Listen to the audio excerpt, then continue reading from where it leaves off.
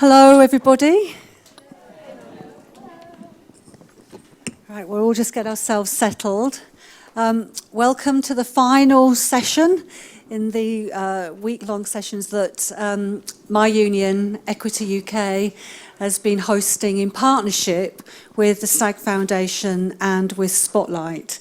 We've had a great week, and if you've been to any of the other sessions, I hope you've found them useful.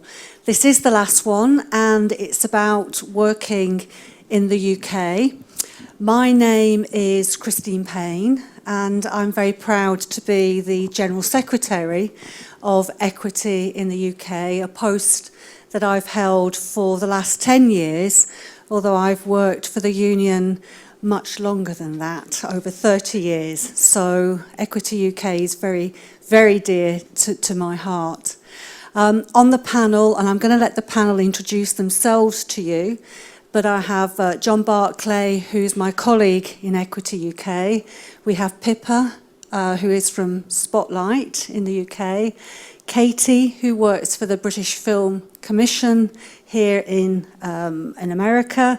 And my president, Malcolm Sinclair, who is an actor and elected as president of Equity UK. But I'll let them say a little bit more about themselves, and then we'll get on to the questions.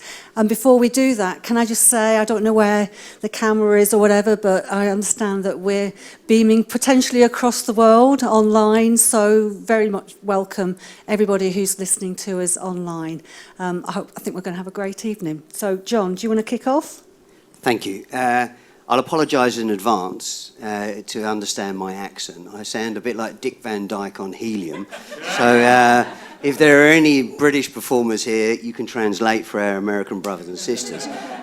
My name is John Barclay. I'm lucky enough and proud enough to be the head of recorded media within Equity.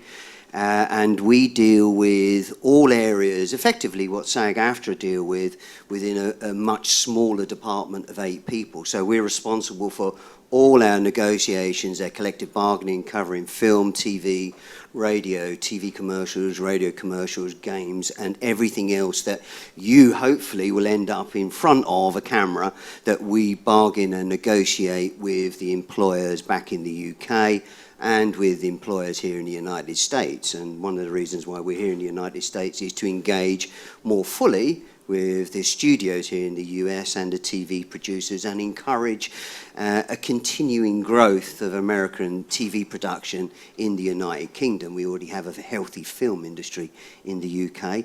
And I've been at Equity 25 years. And it's great to be here. Not my first time in the States. You've noticed me talking a bit like an American. I'll have a water with ice. And at that point, I'll stop and hand back to my boss. Thanks a lot, John. Pippa. Hi there. I'm Pippa Harrison. I'm head of casting at Spotlight in London, in the UK. Spotlight is the biggest casting resource in the UK. We have 60,000 performers who are members. Pretty much everyone who is a professional actor in the UK is a member of Spotlight and stays a member of Spotlight for the duration of their career. Not only do casting directors find actors in Spotlight, they also send out the work via Spotlight. So we have about 93% of the work cast in the UK goes out on Spotlight. So only Spotlight members can submit for that work. Spotlight is part of the International Alliance of Casting Directories, which includes Breakdown Services over here and Showcast in Australia. And we have reciprocal arrangements with Breakdown Services about sharing work between the UK and the US. So that's me. Thank you, Pippa. Katie? Hi, my name is Katie Kotok, and I head up the U.S. office of the British Film Commission. And basically what we do is we track productions that are originating in the U.S. that might come and shoot in the U.K. for one reason or another. We do both film and television, and we basically try and help U.S. clients, whether it's producers, executives, agents, what have you, with any questions or any needs they have in relation to bringing their project over. So that could be kind of on the equity acting side, but probably more frequently for me, it's on the physical production side in terms of finding studio space, locations, co-producers, and primarily, as I'm sure many of you are aware, the tax credits. And the tax credits are very lucrative in the UK, and so a lot of people are interested in bringing projects over there to film because they can get a certain amount of money back. So hence the UK being very busy right now. Thanks, Katie. Malcolm. Yes, I'm Malcolm Sinclair. I'm an actor.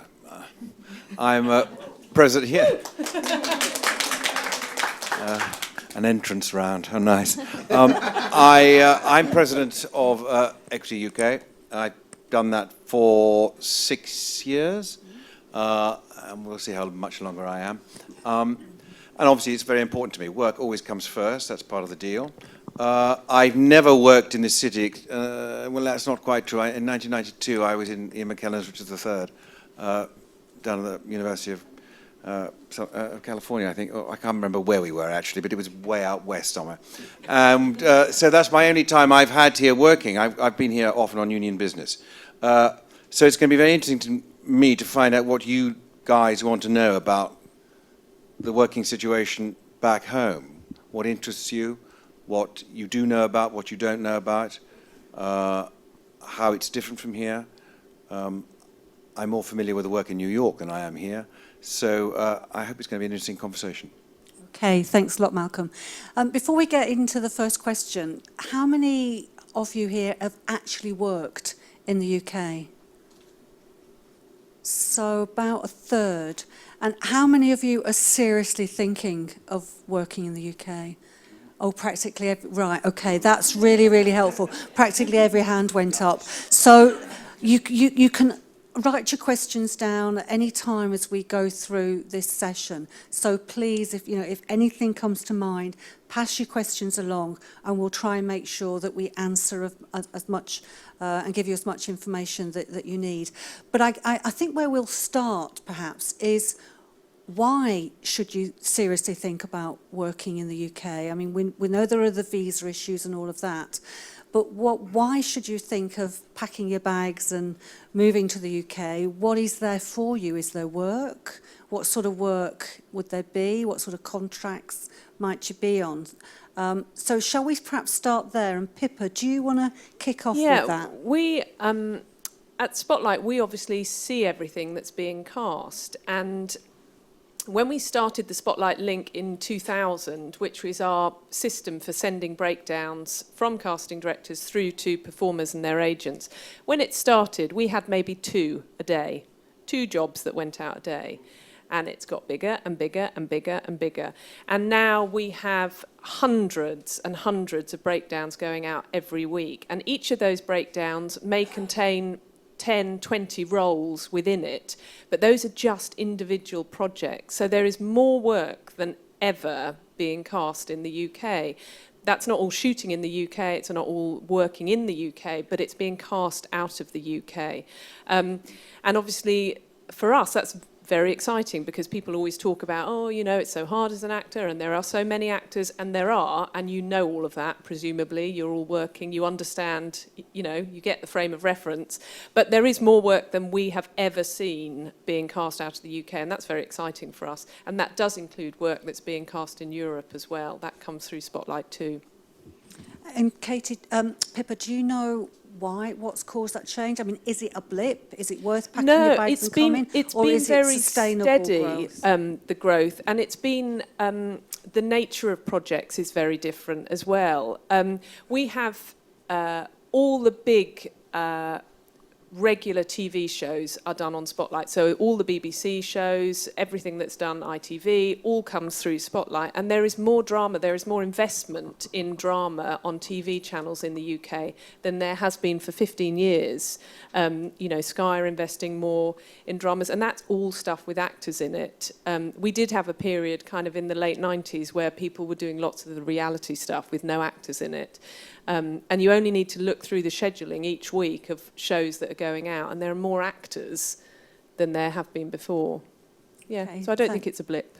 Thanks, Pippa. Katie, can you shed any light on why this? Yeah, I mean, I'm definitely coming at it from kind of a bigger perspective in terms of the industry in general. And what I see is obviously the tax incentive is very helpful in luring projects to the UK. But then what happens is people have a really good experience in the UK. They like the people they're working with. They like how things work over there. And so they don't just bring one project, they continue to bring projects back. So for instance, Disney has been shooting 1, 2, 3 movies a year in the UK, year upon year upon year, hence bringing Star Wars, and now the Star Wars spin-off, and then the next Star Wars. Warner Brothers had such a good experience with the Harry Potter franchise that they ended up purchasing Leavesden Studios for themselves, and now they too have a pipeline of films that regularly go to the UK. And that the film side of it really started it, and then the government in the UK realized that they could basically replicate the same thing on the television side, both to encourage international television productions to come shoot in the UK, as well as prevent some of the high-end UK dramas from leaving the UK because they weren't competitive and going to places like Budapest and other probably Eastern European countries. So I think it's both a matter of there being financial reasons, but then also the quality of the talent is so good, the quality of the craftsmanship is so good, the post VFX side of it is so good that people want to come back and come back and come back.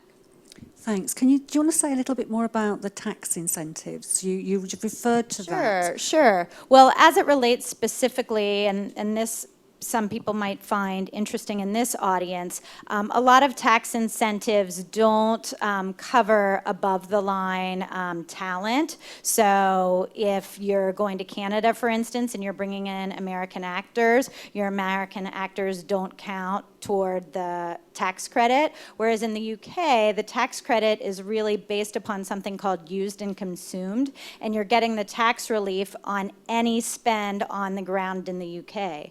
So your project has to pass what they call a cultural test, which is a bit more daunting than, it's not as daunting, excuse me, as it sounds, but basically you have to pass a cultural test that shows that your project has some sort of British or European kind of cultural component, but that's part of the reason that the British Film Commission is here, to help producers understand how that works and how to get your project to pass. But then basically once your project passes, any work that's done on the ground in the UK is considered UK spend and is basically eligible for a 25% tax credit.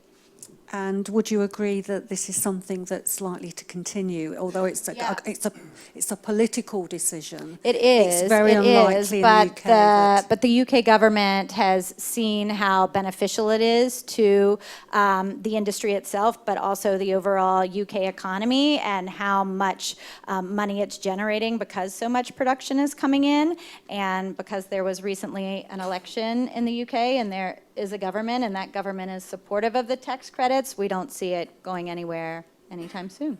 Thank you very much. Yeah.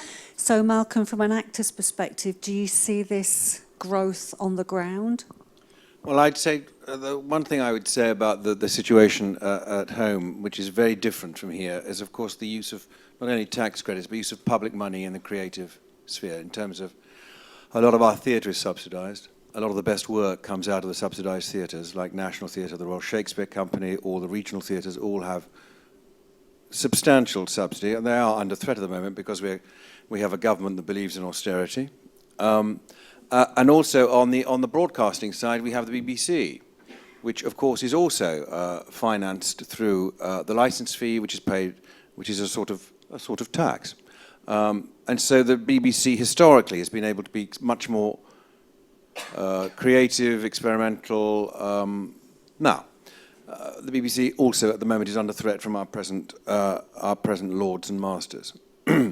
So, it does mean that for actors, there is a lot of very, very interesting work around, if you can get it. And I'm sure I don't need to tell anybody here about the situation about getting work. And however rosy the picture is being painted up here, there are a lot of actors sitting at home not working.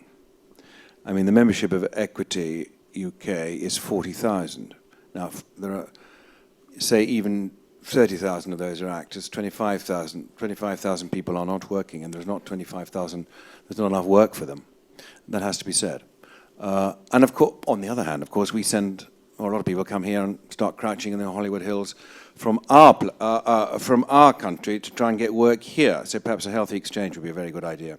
The only other thing I'd say about it is, of course, it's based in London. Here you have two coasts. One coast is theatre, one coast is film and television. You know, I exaggerate to make the point. In London, it's all there, in the one city. So when you're in London, you can go up for television, you can go up for commercial, you can go up for radio. We still do radio drama, by the way. And the gaming industry is based in London. Music industry is based in... Everything's based in London. So you can... the opportunities for different types of work, you don't have to concentrate on one type of work. This year I've done a play, and then I've gone to Dublin and done a musical, and then I've just finished television. So, you know, that's very, very enjoyable, quite apart from being fairly lucrative. And it's reflected also, of course, in our union. Our union deals with not only the stage, we deal with broadcasting and film as well. So we cover everything, as does Spotlight. So Malcolm, would you say that an American looking to work in the UK should live in London or the South East? Yes, I would say that.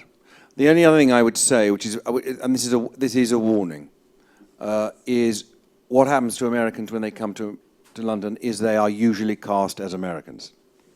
That immediately limits your work. That is unfair, but it has to be said that can be, and because we are still a class-ridden society, as you can tell from the different types of voices that John and I have. Thank you.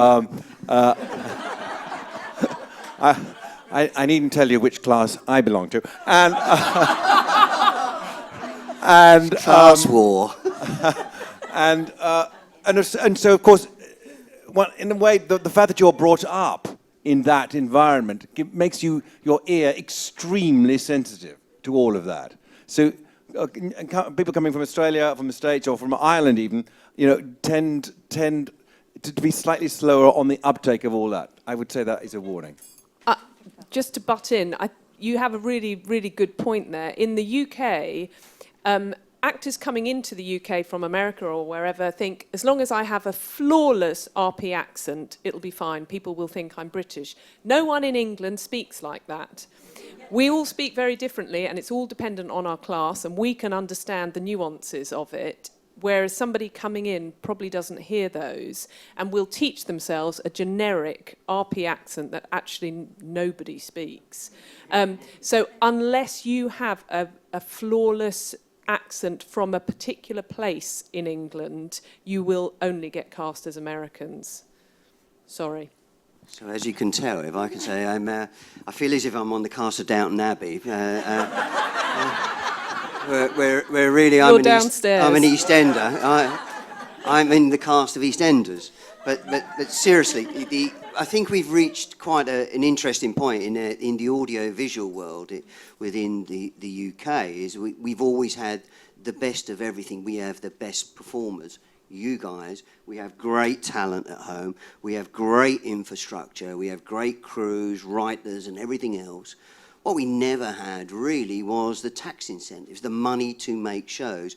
We over-relied on our state broadcaster, and our state broadcaster is under threat. We've had fantastic tax breaks allocated to the film industry, high-end TV, animation, games, and children's productions. And that has seen, and Katie will correct me if I'm wrong, has seen a huge inward investment within our country. and we're just physically running out of space to make things in. So various American companies are buying up Ford factories that were American in the first place to put cameras in there and shoot production.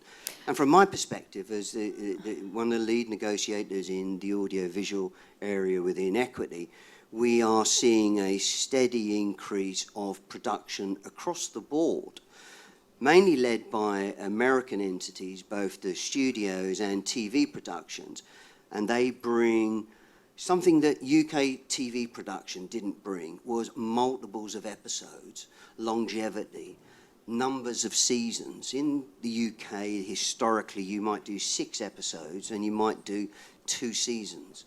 The opposite is true with our American brothers and sisters. You get 21 episodes, 23 episodes, and you go to 6 or 7 seasons.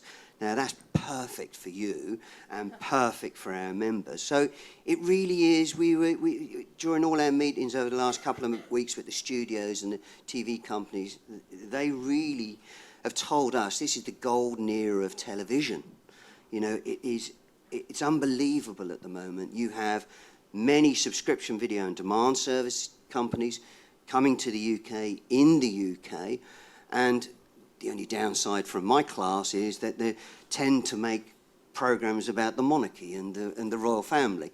So that doesn't particularly interest me, but it brings a lot of production which we really welcome. Well, and I'll just jump in on what John said. Something that I've noticed as it relates to what he was saying is that there was a difference in how television programming was commissioned and the types of shows. Like he was saying, it would be 2 seasons, 4 episodes, 6 episodes, whereas over here for network television it was 22 episodes. And it seems as though each is kind of learning from the other a little bit and finding a bit of a happy medium. I feel as though so many of what I hear about now are these straight to series 10 episodes, straight to series 13 episodes, which is a little bit of a marriage of the two. And we find, and what we try and learn from is the American producers and companies that have gone over there and what's worked well versus what hasn't worked well, and then figuring out, okay, the things that haven't worked so well, how can we do training to improve that the next time so the next American company that comes over, you know, has the accounting that they need or understands, you know, how X, Y, and Z works. But I think what's been really nice to see is kind of this sharing and exchange of, you know, ways of going about things in production and so forth that some companies didn't know about because they had never worked in the UK and vice versa. Okay, thanks, Katie. John, can you say something about the role of Equity UK for an American coming to work in the UK in terms of not just the agreements, but how they can join Equity and be supported by the union when they're working in the UK or looking for work in the UK? I would say this, wouldn't I? But from my perspective, we have fantastic collectively bargained agreements that cover all the areas that we're talking about in the audiovisual arena, TV, film, games, TV commercials and the like, and more the new media arrangements. And all of those agreements both have structures that protect your initial compensation and have lucrative back-end payments wherever your work is being exploited in the plethora of platforms that are now available to us all to consume your product when you're working there. So we have quite lucrative agreements in place. And it always surprises me that there isn't a queue around my building every morning of people wanting to join. Yeah, you need to join the union, not only to enjoy the benefits of the work that we do in the UK and here, but also the benefits that we offer in terms of insurance, legal protection, and whilst you're there in the UK, we can protect you as very similar to SAG-AFTRA can here, but we do it there as well, and it's dead easy to join. It's really dead easy to join. So the moment you come to the UK, come to our office, you can join more or less straight away. You give us evidence of work, paid work, professional work, and you're in. The initiation fee is slightly lower than you would have to pay in SAG-AFTRA, which shouldn't be a barrier to you to join. And then it's a subscription of your professional, it's a percentage of your professional earnings. So it's dead easy to join. Just tell them what the initiation fee is. I'm slightly embarrassed, but in sterling, £28. I know. What are the actual criteria for joining, though? If I'm an actor and I turn up, what do I need to have to be able to join? Well, what I was going to suggest, perhaps, Malcolm, you might want to say why an American actor should join Equity, because one of the questions that we've been asked is, do you have to? And of course the answer is no, you don't.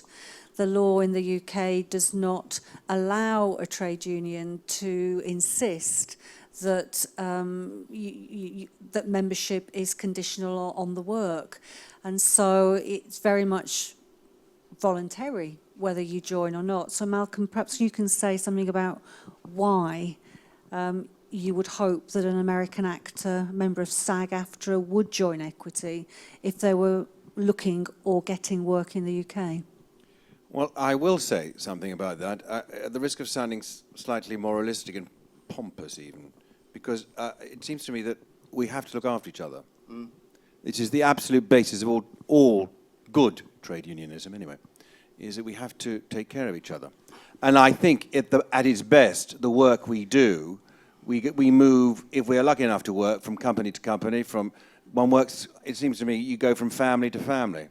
You create a new family, find a new family. Sometimes they can be slightly bumpy families, but anyway, you do. And it seems to me that all trade unions are, certainly Equity is a family where we take care of each other. I mean, you know, I'm not going to bore you with examples of people who we have helped legally, who have had terrible injuries or whatever. And you'll be working to our contracts, so you will be getting the benefits of them. And I think people who get the benefits of something need to put something back in. That's all I need to say. Anyway, you guys are sitting here in a SAG-AFTRA building. You know this. Can I just add, you know, we came from an environment, did we not, Christine, where it was a closed shop and people had to join the union. We're in a far greater position now when you don't have to join.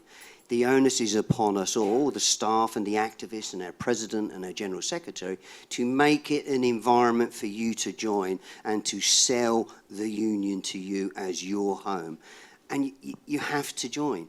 You know, we work in a globalized industry, and we as unions can only respond in a globalized nature, and we can only be as strong as you.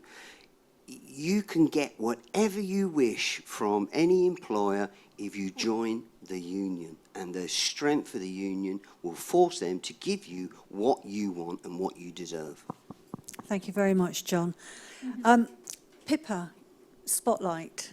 I mean, Spotlight's not a union. No, but the union and Spotlight are the two things that you would certainly have to seriously think about joining. And if you are in the labour market, then Spotlight you certainly do need to join. I've got a question about casting directors and agents and whether it's possible to look for work, sending information directly to casting directors.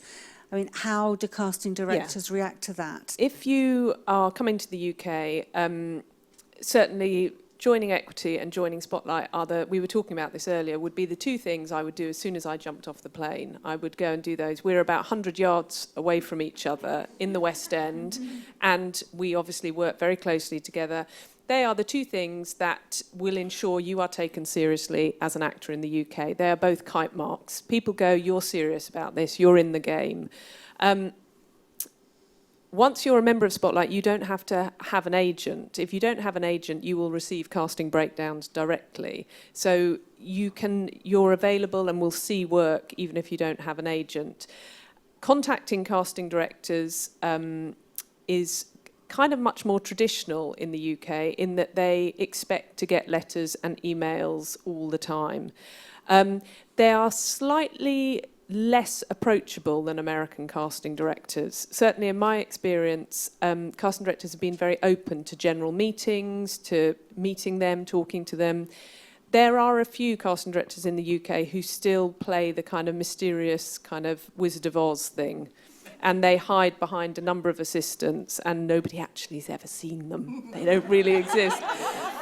There is a minority of them, and you will not hear back from them unless they call you in for something. But they would never do panel events. They're not out there and available. I think the US casting directors are far more approachable and open. I don't know why that is, and it's a slightly embarrassing thing about the UK, but it is what it is. But we publish a directory called Contacts, which is available online as well, which has all the casting directors, all the agents, all the production companies, all their contact details. So you would need to start looking at who's casting the things you want to be in, who's casting Downton Abbey, although they've finished it now, haven't they? We finished. No more Downton. Who's casting it, and just write to them. It's very easy to find. You can, I mentioned in the session earlier today, the Casting Directors Guild in the UK is the body for the main casting directors in the UK, and it's a very tight, well-organised organisation. And their website lists all their members and everything they cast, so that's a really good starting place. And in terms of sending information, headshots, is it black and white? Is it colour? Is there a preference? If you're working in the UK, you need to have headshots taken in the UK. Don't use American shots. They'll think you're a model. The UK shots are warts and all, okay? What you look like on an average Tuesday having spent 2 hours in traffic. Yep. Not airbrushed, not glossy, not gorgeous. What you look like now. You'll hate your UK shots. I can't use that. Don't use American shots at all. They won't work at all, even for commercials. So when you arrive, get your headshots done. In the Spotlight offices, we have portfolios of all the well-known photographers. So you can come in, have a look, find somebody whose style you like, get in touch with them, and get some photos done over there. We historically have always worked with black and white photographs, and that's largely because our directories were physical directories. Most people now will have a black and white headshot in the book and the colour version online for their online profile. When you're a member of Spotlight, you appear in a directory and online. So you would have both. But you would start with a 10x8 black and white headshot. It's shoulder upwards and it's eyes front. It's not three-quarter thing. No colour, no airbrushing, no hats, no glossy makeup. Nothing. And sorry, Christine, and if you're writing to people, you would send them a one-page CV and your headshot, or you would send them a link to your Spotlight CV where they can see everything. And you would need to tailor your UK CV, your American CV, so it reads like a UK CV. So take out words like supporting role. That means something different in the UK. And you would just leave the year, the role name, the project, the director, the venue, but don't put the type of role it is. Any walk-on, extra work, anything like that, do it, but don't write it down anywhere. Malcolm, did you want to come in on that? Yeah, I think that's almost the best piece of advice so far this evening, I would say. May I say? About the photograph, everything you've just said. The other thing I want to talk about agents, because it's sometimes very difficult for a casting director to see if you don't have an agent. And what I still don't understand how it works here. There are things called agents and there are things called managers and who works for whom and how all that. I'm still baffled when I just have an agent. One agent who represents about 30 people, and I'm about the only older one, thank God. So that's how it works, and it seems to me extraordinarily simple. He takes 12.5% of everything I earn, which I think is slightly different here as well. That you need to know about that as well. There are no such, unless you're a rock musician or a musician, there are no such things as managers, or unless you become a very, very big star. But all the stars I know are mainly theatre stars, I suppose. Theatre stars who became film stars, they don't have managers, they simply have an agent. Okay, thank you. Katie, Malcolm was fairly strong in saying, in advising that any American actor coming to the UK should be based in London, the South East. But we know that we've got Media City in Manchester, we've got a production centre in Cardiff now, we've got Belfast doing good stuff with Game of Thrones. For sure. And we've even got Liverpool thinking of, building a studio. Yep. When you're talking and encouraging production to come to the UK, is it still London and the South East, or to the outside world, are we becoming a bigger production base? Yeah. Well, I would say it's kind of twofold. I would say first, people still automatically think London when you say the UK. And a lot of people here don't know exactly what is contained within the United Kingdom, what countries are part of the United Kingdom. I know it sounds crazy, but it's true. People don't know that Northern Ireland is part of the United Kingdom. So one of the things that we do at the British Film Commission is try and kind of assess what the project is and where it might best fit, because there are regional incentives in other places, or if they're going to do something that's very location heavy and it's a barren landscape, then maybe they want to go into the far reaches of northern Scotland and then do a little bit of studio work someplace, Edinburgh, Glasgow area. So we have relationships with all the screen agencies in England, Wales, Scotland, and Northern Ireland, and we will put producers, executives, whomever it might be that has the project in touch with the screen agencies in that area that then have the relationships with crew, with talent, and so forth. I would say it's really dependent on the project. I tend to see smaller films and television that are potentially interested in going a bit further afield from London. I mean, you mentioned Game of Thrones, which is a terrific example. Game of Thrones went to Belfast in Northern Ireland. Northern Ireland Screen, the screen agency up there, put in some extra money to HBO to kind of get things started, and then the TV tax incentive came in, and that encouraged them to stay. But what's been really neat is that the industry, because of the footprint of Game of Thrones being so enormous, the industry has really grown up around Game of Thrones in Belfast. And so a lot of people that started at one position over the course of seasons have moved up. And I mean, I can't speak specifically to the cast, but I mean, there must be thousands that have been employed on Game of Thrones over the course of the, I think, 5 seasons now that we're on. I know a lot of talent does come from London, but if possible, to employ local talent and not have to pay per diems and lodging and all the rest of that, that's an advantage to the company that's footing the bill. So, and if I can, one of the benefits is that we're not a large country.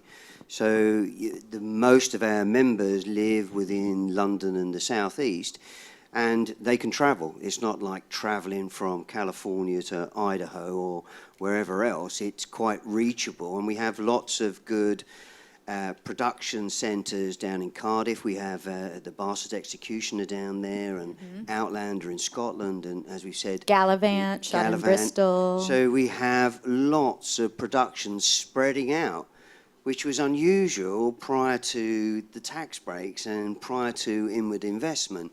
That lots of production was London-centric, and it still is advisable as a Londoner to live and work in London, but there are opportunities growing outside of London because I feel, because of the inward investment and the nature of production, that they just want to go out there. And what we're seeing is lots of performers and talent being engaged in and around Bristol and Cardiff and Liverpool and Manchester and Glasgow, and Northern Ireland is a fantastic example.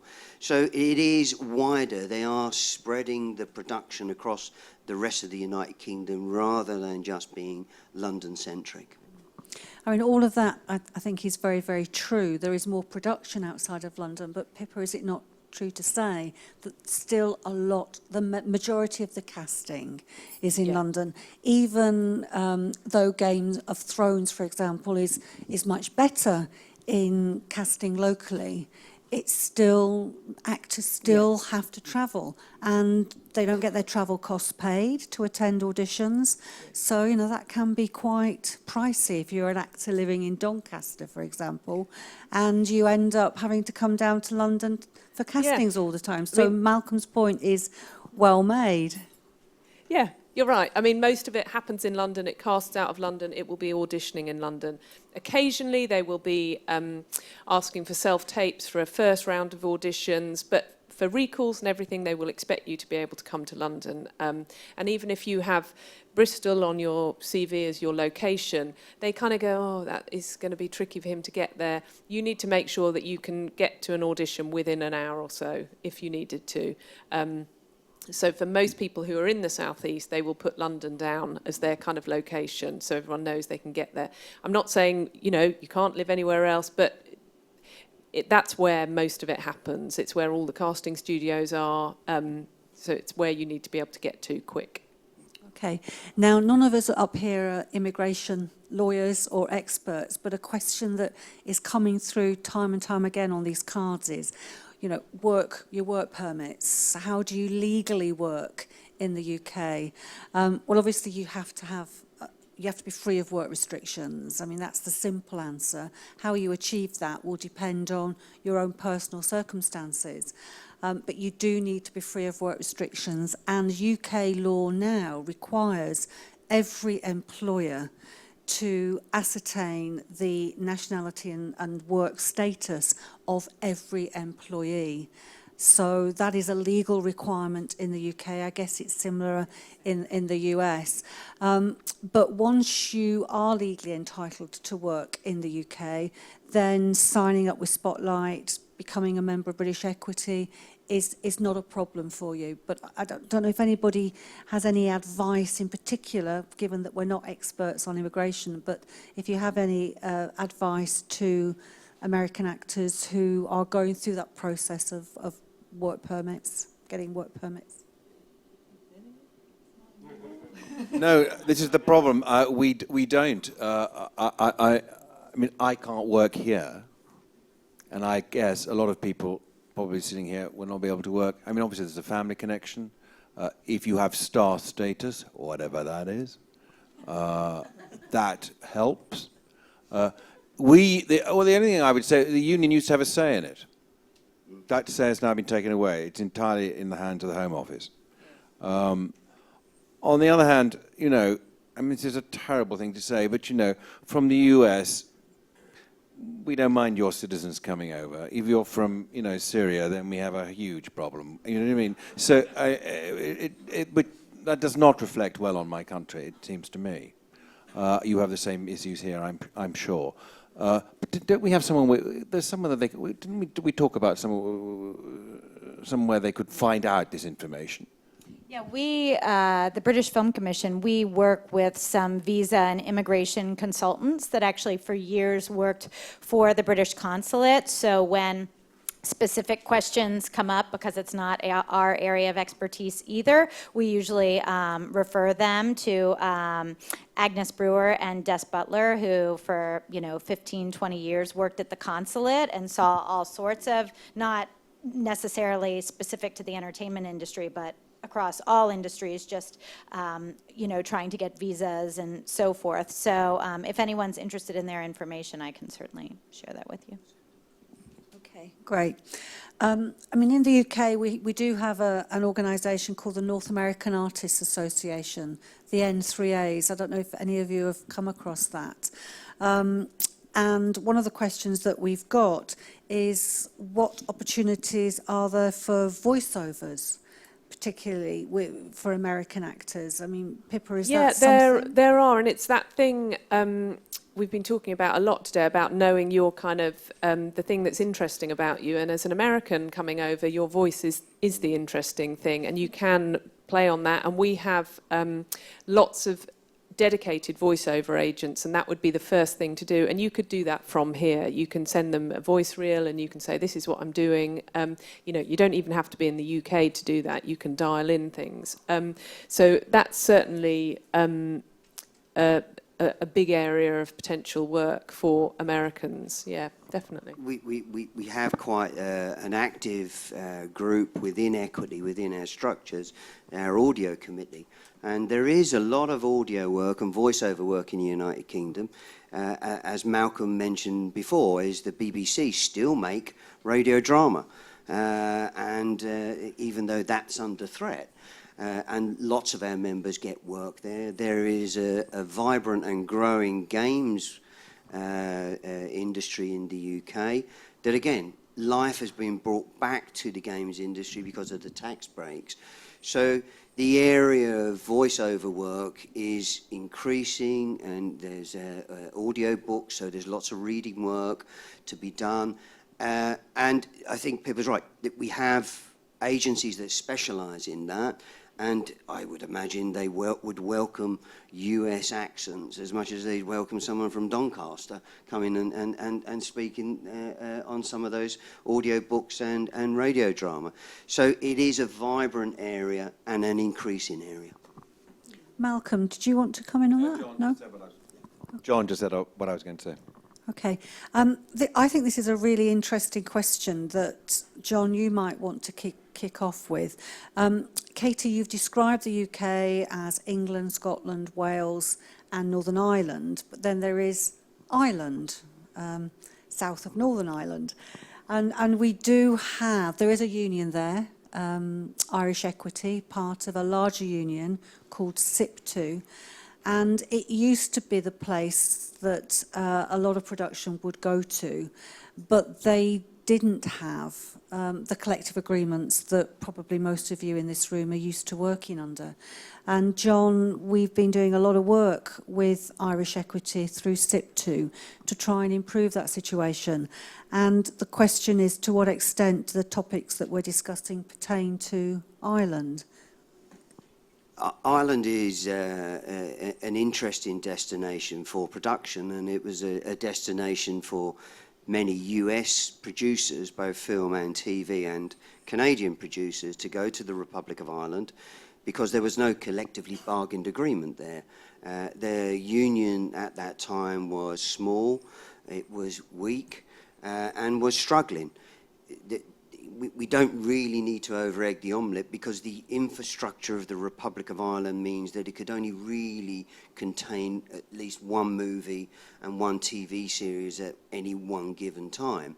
But we've seen a lot of performers working in Ireland on contracts that, to put it lightly, we're not particularly happy with. And we have assisted our brothers and sisters in the Republic, Irish Equity, and set up an all-Ireland committee and working party where we have been advising Irish Equity how to structure their agreements, what to look for in their agreements, and with the support of other people in the industry, the agents community and all other communities that were in our industry, to support what we're trying to do in the Republic. And we reached an agreement with the producing community and Irish Equity that at least our films agreement, as it relates to low budget and very low budget, would be extended from our country, the United Kingdom, into the Republic of Ireland. So we are slowly but surely making inroads into the Republic of Ireland and offering them comfort, and offering comfort to you when you come to the Republic of Ireland, that you will be on a decent contract, at least equivalent to ours. And isn't it true that the BBC, in particular, likes shooting in Ireland? Everyone likes shooting in Ireland because anyone who's had a pint of Guinness will know why. But they do offer tax breaks as well in the Republic. But as I said, the infrastructure means that they can't cope with too many. And it is a small place. It is a small place. And companies every now and then run off to Ireland or somewhere else to try and avoid agreements that you would all be enjoying in terms of back-end payments and royalties. So we have that slightly under control in collaboration with our brothers and sisters in Ireland, and it looks quite promising. Thanks, John. Can I just take Malcolm, Pippa, and then you, Yeah, Malcolm. just to add to that, because I've just worked in Dublin on a musical which we staged about the 1916 Easter Rising, which will be shown on PBS here in this month sometime. I don't quite know when. And the reason I mention that is I would say that the industry in I've got to be careful what I say, but I would say the industry in Ireland is more of a jungle than it is either here or at home. The union has been weak, partly because the lack of membership. A lot of Irish actors, of course, come here. They come to London. And I was working with brilliant actors, brilliant creative people, but the union had to step in because the contracts were simply not fit for purpose, because the producers had not the experience to make them fit for purpose. And actually, the producers were very nice, but it was just complete. The organisation was not there. The infrastructure was not there to sustain it. And that is something they're having to work on. There is also a culture, and an Irish woman will tell this. There's a culture in Irish politics and in business of slightly looking after. I mean, how do I put it? It's not exactly corrupt, but it's because it's not exactly corrupt, but the rules are bent in ways that often hurt the people towards the bottom of the pile, which are often the actors. Pippa. I was just going to say that Spotlight have recently opened a kind of satellite office in Dublin because there was so much work being cast out of Dublin. So we now have an office there, and we have Irish actors taping and submitting themselves for stuff on Spotlight, and a dedicated team of people out there working with Spotlight members in Ireland. And just before I move on to John, Pippa, if someone was a member of Spotlight and say their membership's lapsed, 8 years, for example, can they? Is this a friend of yours? No, it's actually a question, I knew it was. which I'm trying to be very diplomatic about. All right, that's all right. What is the possibility of them rejoining? Yeah, if you've been a Spotlight member, you qualify for Spotlight. So you're able to rejoin. You can join online. You can do it right now, spotlight.com/join. It's very easy. You just fill in sort of skeleton credits and join. Yeah. And if you've been a member before, it asks you. And if you answer yes, it will sort of fast track you through the process. Thank you. John? Could I just add one little bit and expand on the question of the Republic of Ireland and bring in the perspective of what I touched upon before? We're all working in a globalised industry, in the audiovisual world, and the only way we can respond to that is a globalised, unified union response to that.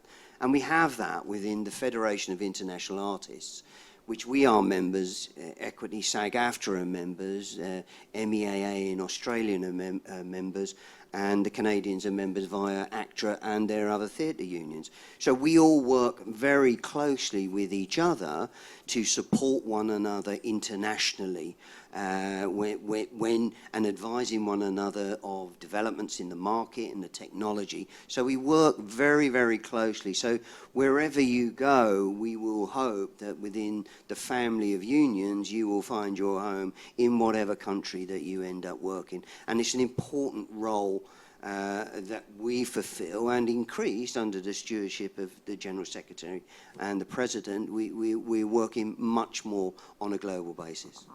Thank you very much, John.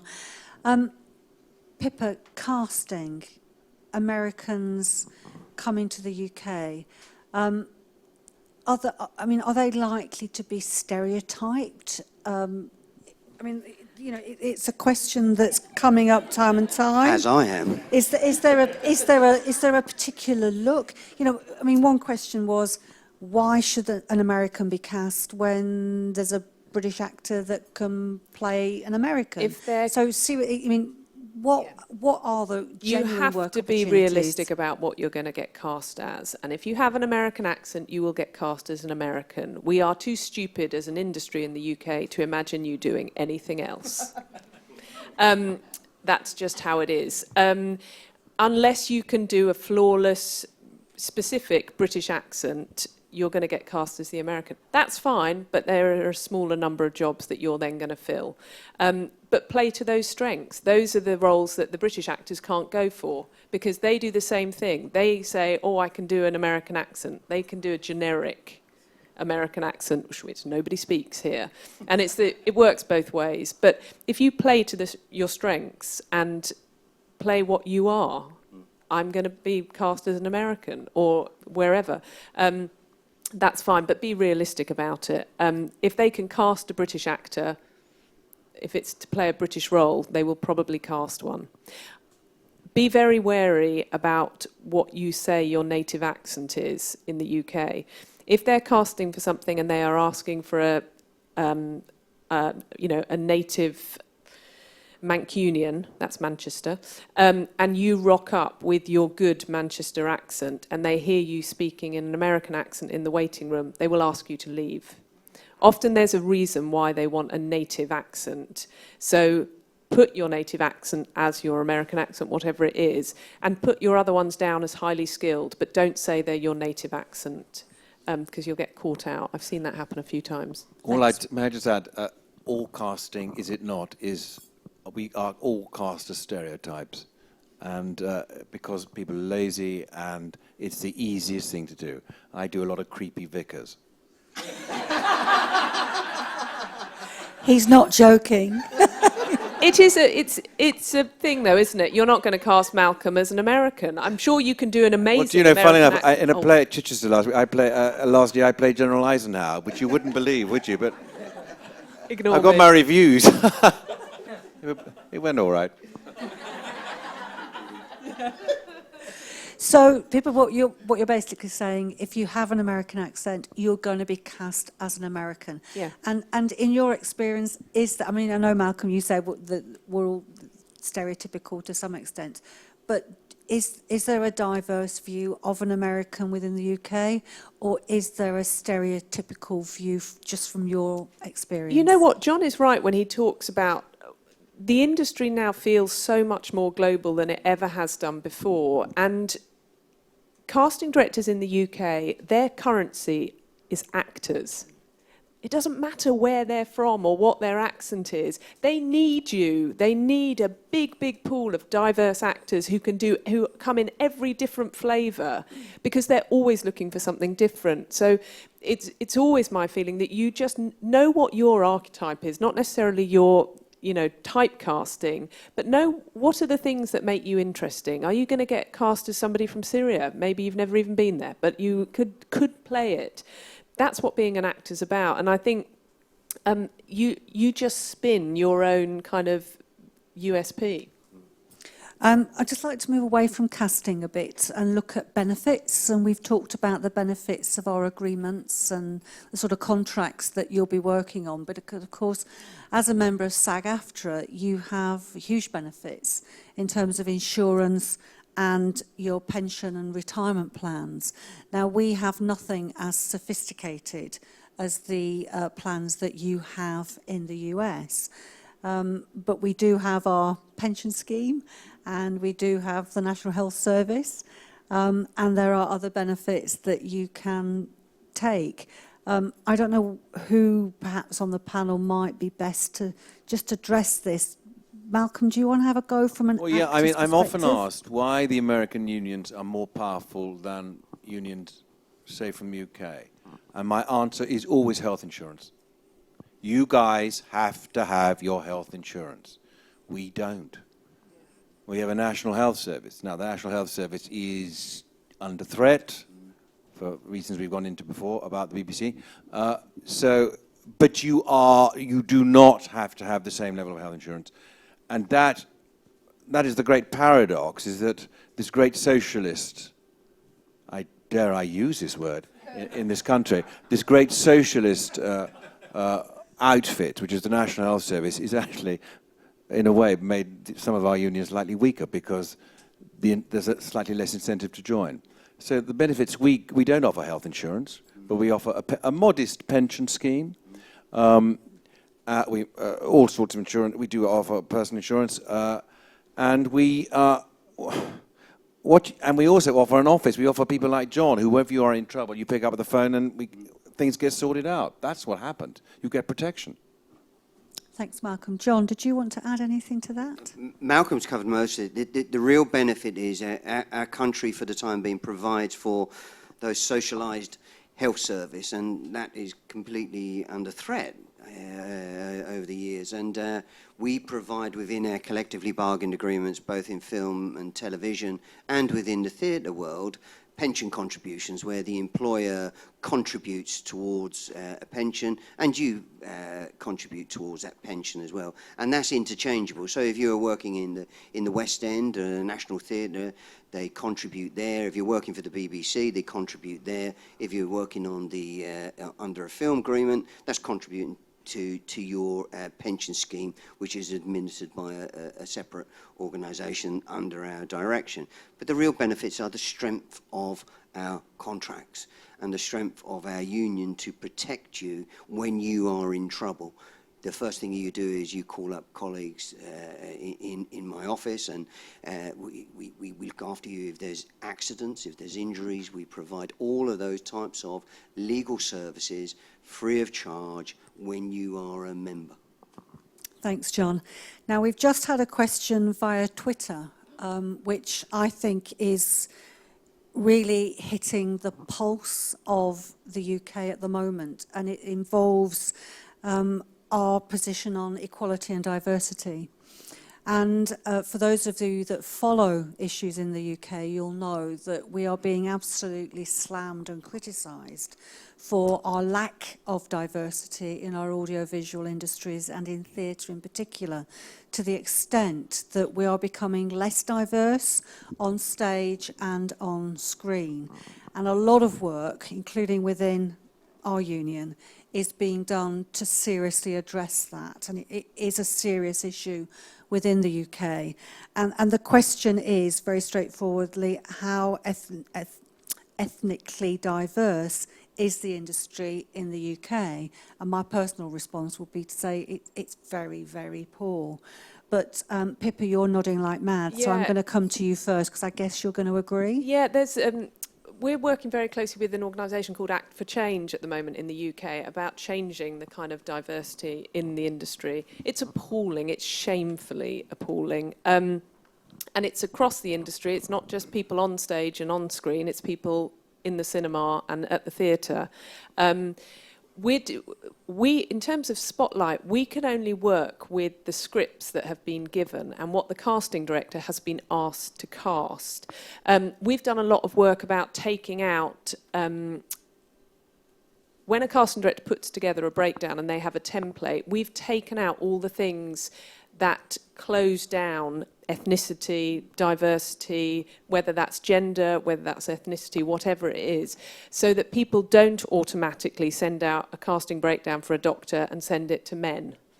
All of those sort of things, we are reminding people when they're filling out the breakdown that at the moment your breakdown is going to this many people. Is that right? Is that who you want it to go to? Is there a reason why you're picking male or female? Is it inherent in the script, or are you actually making a decision? Unfortunately, we can only do that much, and badger the writers and the producers to actually go back to the scripts and go, does that character have to be that way? Is there a reason why you've made that character that way? It's frustrating for us that we can't go back earlier into the process, but we can only do what we can do. Malcolm. Yes, I'm on the founding committee of Act for Change, which is a very important organisation that got set up when, it's interesting to explain how it got set up.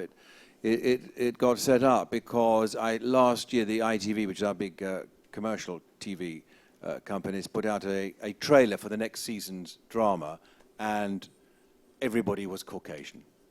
There was not one member of any other racial group, and we are a very diverse society. So this was scandalous, and created. And now, with social media, now the anger can now find expression, and something can happen. So we have to say in equity, we have to hold up our hands and say equity have been behind the game on this. We've concentrated a lot on gender, and I think we've made some progress there. But on ethnic diversity, we've not been up to speed. And over the last 2 years, part of my job, I think, and Christine's job, is to make sure we reverse that. And we've now hired a full-time equalities officer to make sure we address this. I must say, in parentheses, I've just had an email correspondence with Trevor Nunn, who's come under huge fire for creating a production which is on at the moment of The Wars of the Roses with purely white faces. And everyone is saying to him, Trevor, this is no longer acceptable. And, you know, he's been made to feel extremely uncomfortable. And the other thing we've done is monitoring. Because it's very interesting, one of our leading regional theatres, The Crucible, started monitoring, and suddenly the man who runs it, who's a great union member, very forward-thinking, was suddenly, by just seeing it tabulated in front of him, realised that the casting in terms of gender was wildly skewed. Completely wrong, and he had absolutely no idea. Because, you know, running a theatre, he'd had to worry about tons of other things, the pressure he's under and all the rest of it, and suddenly he saw this in front of him and was appalled at what he found about his theatre's employment practices.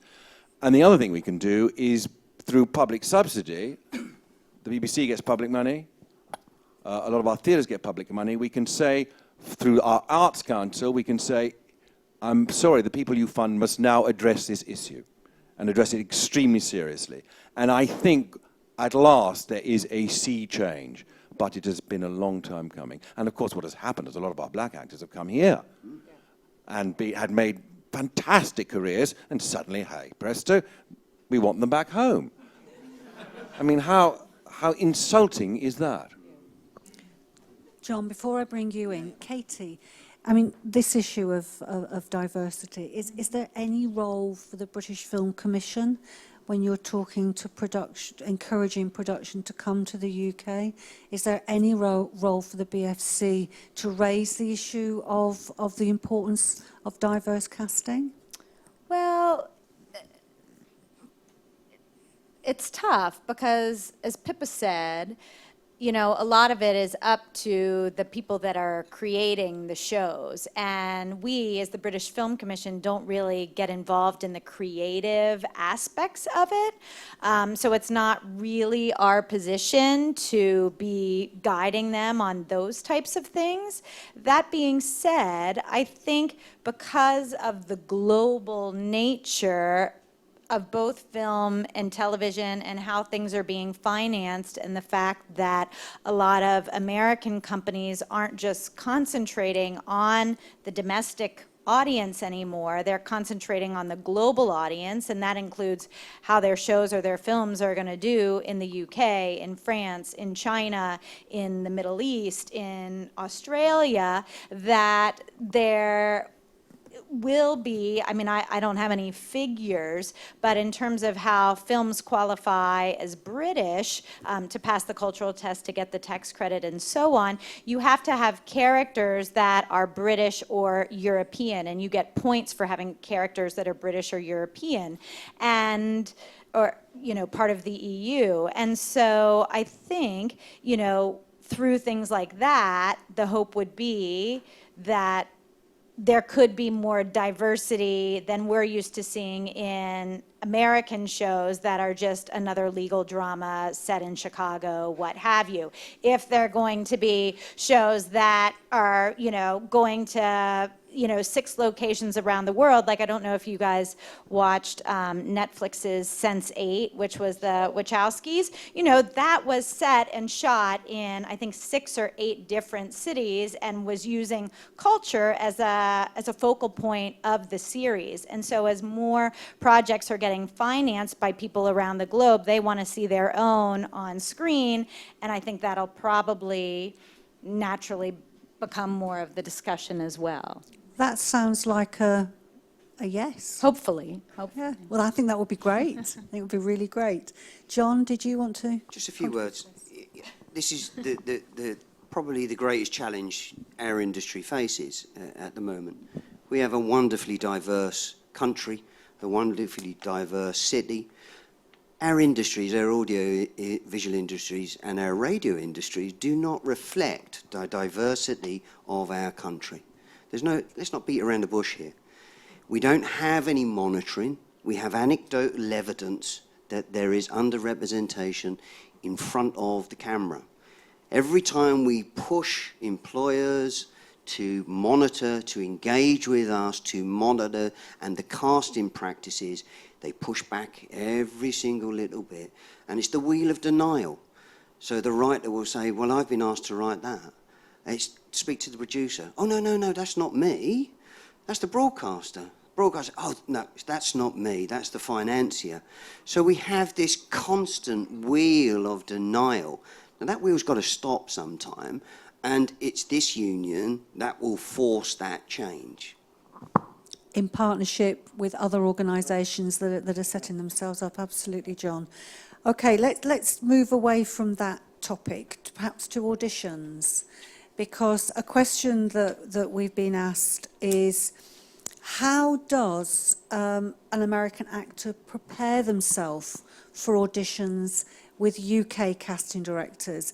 I mean, I'm not familiar with the process in the US, but is there a difference between preparing for an audition in the UK? You've talked about headshots and things like that, Pippa. Okay, it would very much depend on the nature of the work. As we've said already, it all happens in the same place in the UK, so you wouldn't have a separate agent for lots of different things. You will generally have one agent who does everything, and possibly you might have a voiceover agent who just does your voiceover stuff. But TV, theatre and film will all be done by one agent. So they would put you up for stuff, or you may well have put yourself up for it.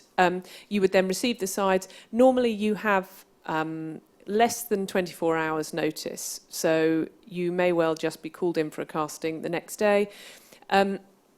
If it is TV, they would generally expect you to be off book completely.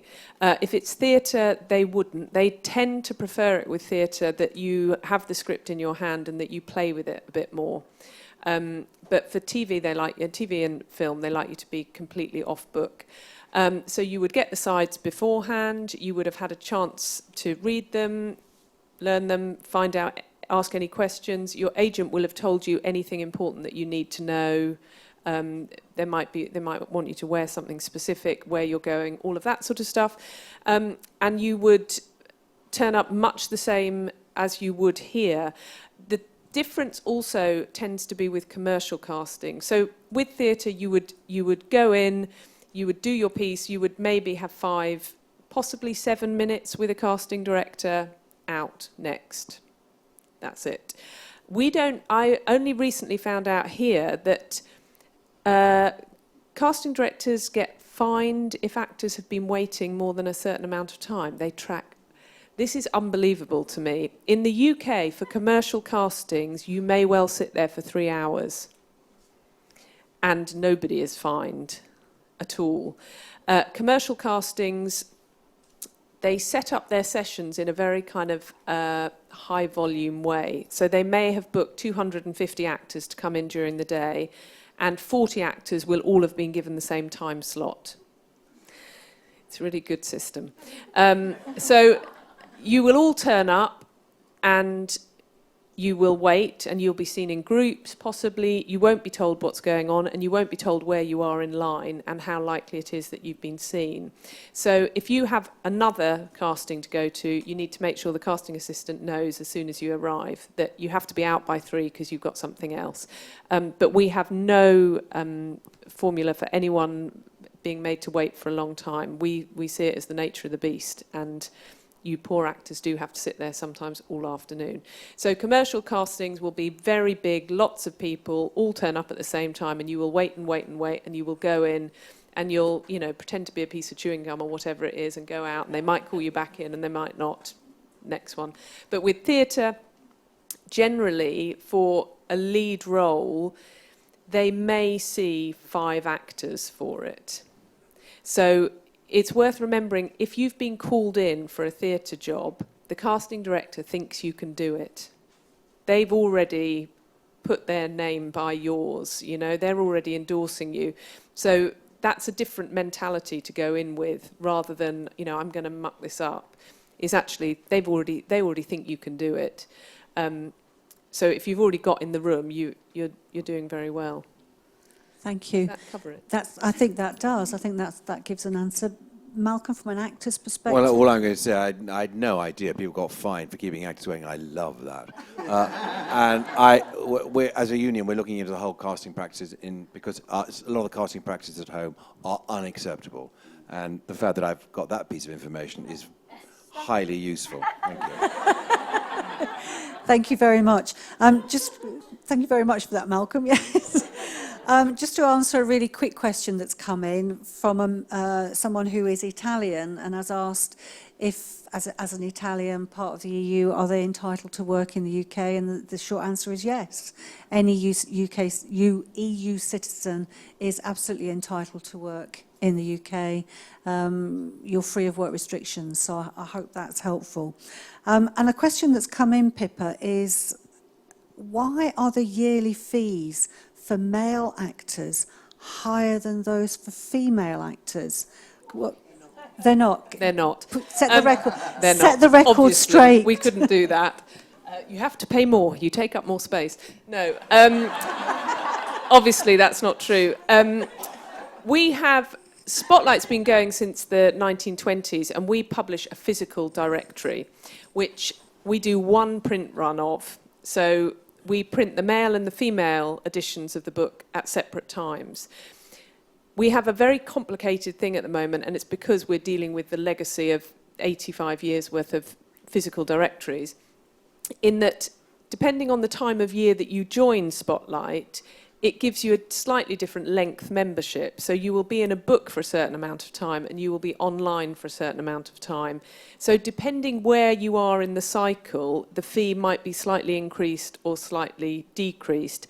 The prices are exactly the same for men and women, but they are at different times of the year. So if you join during a kind of traditional press period, it will be less. If you join at a later period, it will be more because you're paying for more exposure online. Thank you. Now, we've probably got about 10 minutes left. So what I'm going to ask each of the panellists to give you is their top 2 tips for working in the UK. Just what they think is important for you to bear in mind. And you're all looking as though nobody wants to go first. So I'll start with my member of staff, John. Top thing not to do, don't be an American Cockney. The top 3 things, I think you said. Top 2 or 3? Thank you, 3. Join the union, join Spotlight, and find professional representation. Thanks, John. Well, those were going to be mine. No, I'll have to think of... No, I have 2 which are actually more general things about being an actor, and people that have heard me speak before will think they're probably very boring. One of them is be ready. Be ready in a big sense and be ready in a small sense and be ready in a tiny everyday sense. And the other thing is it's nice to be nice. Katie? I would say my big piece of advice from this job is really to try and touch base with someone that's done what you want to do over there. So for me, and what I do, it's a lot of times, production executives, and I say, well, is there another film that you've seen that's done over there? Do you know the producer? If you don't, I know the producer, and maybe I could introduce you so you can get kind of the first-hand knowledge of what they went through. Again, kind of things they might do the same, things they might do differently. So for you all, if you're an American and you want to move over there, if there's any way you can find an American that kind of did what you want to do and seek out that advice first before you actually take the plunge, that would be my big piece of advice. Thank you. Malcolm? Yes. I find this a very difficult question. The first thing I would say was, the industry is changing so much. I arrived here yesterday, and my agent said, I need you to self-tape now, please. An Irishman and a German. All right. So I'm going to try and do that. a lot of the stuff you can do sitting here, sitting at home.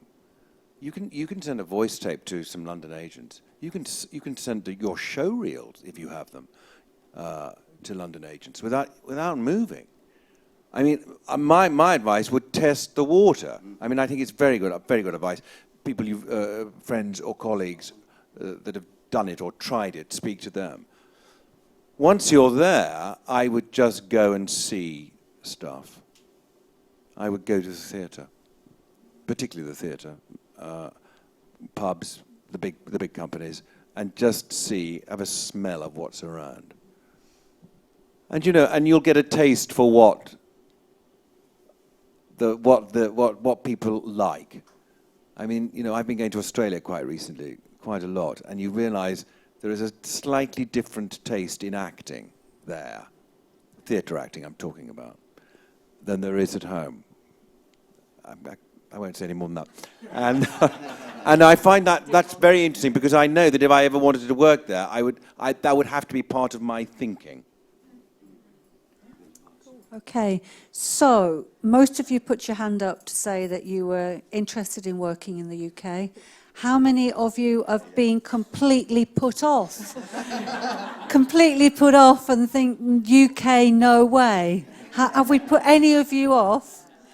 No? Have we encouraged any of you who weren't thinking about it to think about it, perhaps? Yeah? Well, then I think we've had a good time, haven't we, then?